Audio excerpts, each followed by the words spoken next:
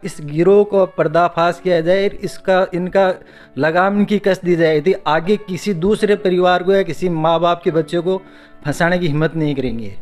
8 महीने से हमारे मानसिक संतुलन इन लोगों ने ख़राब करके रखा है। हम चैन से बैठ भी नहीं रहे, चैन से सोने भी नहीं रहे, कि इतनी बड़ी टेंशन होने के बाद में आदमी क्या बीतती है उसके इंसान के ऊपर। तो ये नमस्कार, मैं हूं विक्रम। आप देख रहे हैं रंगीलो झुंझुनू। बेटा है जो एक हनी ट्रैप के मामले में फरवरी के महीने में वो फंस गया था, और उसके बाद मैं इन पिता को भी धन्यवाद देना चाहूँगा कि जिन लोगों ने उस लड़के को फंसाने का प्रयास किया उनके खिलाफ इन्होंने, आप देख पा रहे होंगे कि उनके खिलाफ इतने सबूत इकट्ठे किए हैं, और जिन लोगों ने फंसाने का प्रयास किया वो पूरा एक गिरोह है। और अचंभे की बात ये कि वो हमारे झुंझुनू जिले के ही निवासी हैं। तो पूरा मामला इनसे समझते हैं। सबसे पहले तो रंगीला चैनल को मैं धन्यवाद करना चाहता हूं कि अपने माध्यम से इस गिरोह का खुलासा कर रहे हैं। मेरा नाम महेंद्र सिंह है, मैं हाउसिंग बोर्ड का रहने वाला हूं। तो ये एक गिरोह है, अपने नूनिया कोठा की 4-5 बहनें हैं। उनका तो सर काम ये है कि वो रेकी करते हैं, रेकी करके पता करते हैं कि जैसे घर में कैसे शरीफ आदमी है या कैसी प्रवृत्ति के हैं। ये फंस जाएगा। हाँ, ये फंस जाएगा।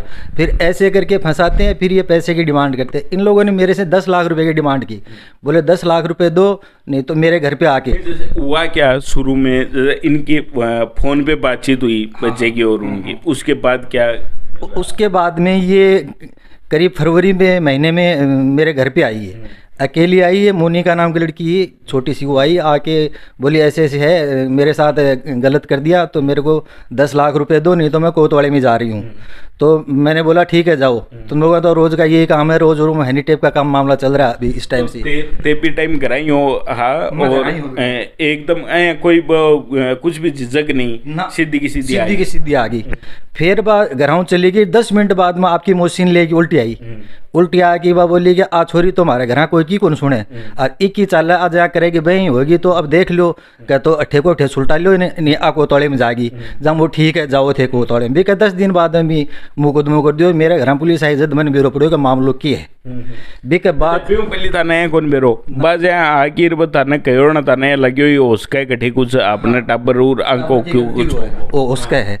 जब पुलिस आई इजाजत तने मेरे को ने, फिर मैंने थोड़ो धीरे धीरे एक गिरोह के बारे में बेरो पड़ो।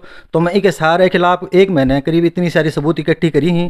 तो एक गिरोह की एक चीज़ वह सबूत खोल सके हैं कि वो गिरोह की है कि नहीं है, हर चीज़ भी के बाद में आके पतो करो। तो आपके लोध में, नरड में, चिड़ावा में, ओस-2 में, लांबे गोठड़े में, बिसाऊ के मायने धमकी दी। हाँ, फिर जयपुर में और कोटा में, अलवर में, इन सब के खिलाफ इतने मामले दर्ज है, इनका सबका पता लगा।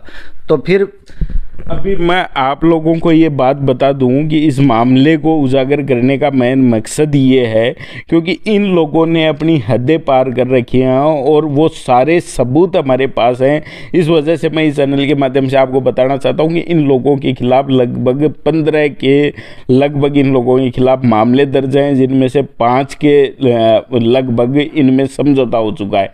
जिन लोगों से इन्होंने बाकायदा पैसे लिए हैं वो लोग भी जल्दी हमारे कैमरे पे आपके सामने रहेंगे, वो लोग भी बताएंगे, और उनके फोटोज, उनके वीडियोज, वो सारी चीज़ हमारे पास है। इन लोगों ने एक हद तक जिले भर में और मैं कहूँ कि प्रदेश भर के अलग अलग थाना क्षेत्रों में इन लोगों ने अपनी हदें पार कर रखी है।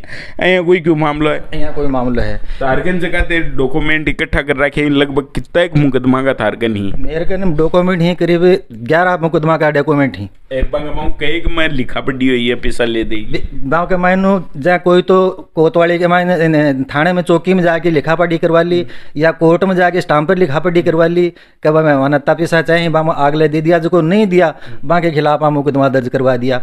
और मुकदमा दर्ज करवा दिया और मैंने इतनी टेंशन दी है कि आगे पीछो करें, फ़ोन करके धमकी दी कि हम ये कर देंगे वो कर देंगे। फिर कुछ लोग तो आके इस चक्कर में डरा बैठे हैं कि भाई एक बार बाके चक्कर में चढ़ गया, भाई देखें आपा तो रुपये दे दियो, अपन तो कोई मतलब हो नहीं, आपा अपनी गेल छूट गई। लेकिन मैंने ये सोचा कि इतनी बात है, ये पता नहीं किस किस को लूटेंगी।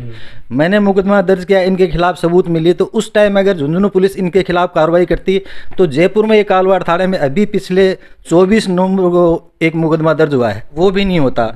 और तो और इन्होंने इतनी हद पार कर दी कि झुंझुनू में एक महिला थाने में सीआई था, उसको भी नहीं छोड़ा इन्होंने, उसको भी फंसाया। उससे भी सीआई को भी फंसा दिया। सीआई को भी फंसाया। तो सीआई से भी इन्होंने बहुत रुपए ऐंठे। ये किसी को, इनके सामने से जो भी निकल गया ये देख लो वो गया, इसको किसी को नहीं छोड़ते हैं। गांव में एक इनके गांव वालों से सुना है कि ये घर के बाहर खड़ी हो जाती हैं, कोई आता जाता है कि फ़ोटो उतार लेती हैं, फिर उसका नंबर लेती हैं, फ़ोन कर लिया, लाओ इतने पैसे दे दो नहीं तो मुकदमा दर्ज करेंगे हम। इनका काम ये है पूरे गिरोह का।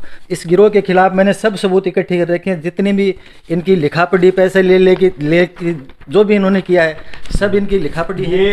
ये वो सब डॉक्यूमेंट हैं जिनमें 1 2 3 4 और 5 के लगभग वो डॉक्यूमेंट हैं जिनमें इन लोगों ने लिखा पढ़ी की है। और वो उनमें से ज़्यादातर के ऊपर कुछ 3-4 जो इनके लोग हैं उन्हीं गिरोह के इसके ऊपर साइन है। गिरोह के उन सदस्यों के लगभग डॉक्यूमेंट पे उन्हीं 3-4 सदस्यों के साइन है। और इनमें सब में लगभग मैं आपको कहूँ कि जितने भी समझौते हुए हैं उनमें सब में ये कहा गया है कि जो लड़की है वो नाबालिग है, या तो उनकी माँ की तरफ से या उसकी बहन की तरफ से ये समझौता पत्र लिखा गया है। और उसमें साफ शब्दों में लिखापढ़ी में ये लिखा गया है कि वो नाबालिग है, उसको अपना भला बुरा सोचने की हिम्मत नहीं है, समझ नहीं है, और इस वजह से उसने मुकदमा दर्ज करवा दिया। और हम इस मुकदमे को वापस लेते हैं और आगे कोई कार्रवाई नहीं चाहते। मेरे समझ में नहीं आता कि एक नाबालिग लड़की जो 4 से 5 मुकदमे किन्हीं लोगों के खिलाफ करवाती है और फिर इसमें उन्हीं मामलों में थाने में जाके समझौता हो जाता है, और हर मामले में उसकी जो माँ है वो समझौता करती है। तो इतनी नासमझ अगर वो लड़की है तो फिर एक मुकदमा हो जाए गलती से माना जा सकता है, 5 मुकदमे इस वजह से हो जाएं कि वो नासमझ है, वो मर्जी है, उसके खिलाफ मुकदमा दर्ज कर दे, और फिर आने वाले 10 दिनों में फिर वो समझौता हो जाता है और उसकी माँ समझौता करती है। ये जो मेरे हाथ में आप डॉक्यूमेंट देख रहे हैं सारे वो डॉक्यूमेंट हैं जो पुलिस थानों में अलग अलग झुंझुनू जिले के अलग अलग पुलिस थानों में ये लिखापढ़ी की गई है उसमें मुकदमा वापस लेने की। और इसमें 1-2 तो ऐसे भी हैं जिसमें पैसों के लेन देन की भी बात है। जैसे एक मामला ये है जिसमें लिखा गया है कि विकास पुत्र श्री ब्रजेंद्र स्वामी राजीनामा करने बाबत 2.5 लाख रुपए 4/12/2019 को एकमुश्त प्राप्त कर लिए। राजीनामे के बदले में 2.5 लाख रुपए कोई विकास है उनसे इन्होंने प्राप्त किए हैं और इसके बदले में इन्होंने राजीनामा किया है। अफसोस होता है ये बातें सुन के और इस गिरोह के मामले में। और आपसे बात करूं इस गिरोह को लेके तो कई फोटोज और वीडियोस हैं जिन मामलों में यही गिरोह के सदस्य सारे हर मामले में दिखाई दे रहे हैं। इन्होंने प्रयास किया, हनी ट्रैप जैसा ये पूरा प्रकरण है, पहले बेला फुसला के अपनी बातों में ये लोगों को फंसाते हैं, पहले बेला फुसला के ये लोगों को अपनी बातों में फंसाते हैं। फिर उनके साथ कई मामलों में ऐसा भी हुआ है कि इन्होंने संबंध भी बनाए हैं, फिर दुष्कर्म का आरोप उन पे लगाया जाता है, पैसे ऐंठने की बात कही जाती है और लोग अपनी इज्जत को बचाने के लिए बहुत से लोग ऐसे हैं जो इनको पैसे दे भी देते हैं। जिन लोगों से इनके पैसे प्राप्त नहीं होते उन लोगों के खिलाफ इन्होंने मुकदमा दर्ज करवाया। उनमें से 6 से 7 मामलों में इन्होंने समझौता कर लिया, जिनमें से 3 मामले ऐसे हैं जिन समझौता पत्र में साफ लिखा गया है कि इतने पैसे इन्होंने लिए हैं। और उनके बाकी जो मामले हैं उनमें समझौता कर लिया जाता है। कई ऐसे मामले हैं जिनमें इन लोगों के खिलाफ भी एफआईआर दर्ज करवाई गई है, इस गिरोह के खिलाफ भी दर्ज करवाई गई है। और जिसमें जो मुख्य जो लड़की है जिसको नाबालिग बताया जा रहा है इसके खिलाफ नामजद रिपोर्ट भी है। और ऐसा ही कुछ मामला यहाँ का था, एक परिवार को और एक बच्चे को बदनाम करने का पूरा प्रयास किया गया। मैं आपसे उम्मीद करता हूँ कि आप इस मामले को समझ रहे होंगे और किसी को और भी इस मामले में जानकारी चाहिए तो वो मुझे व्हाट्सअप करे, मुझे कॉल करे, मेरे नंबर स्क्रीन पे है।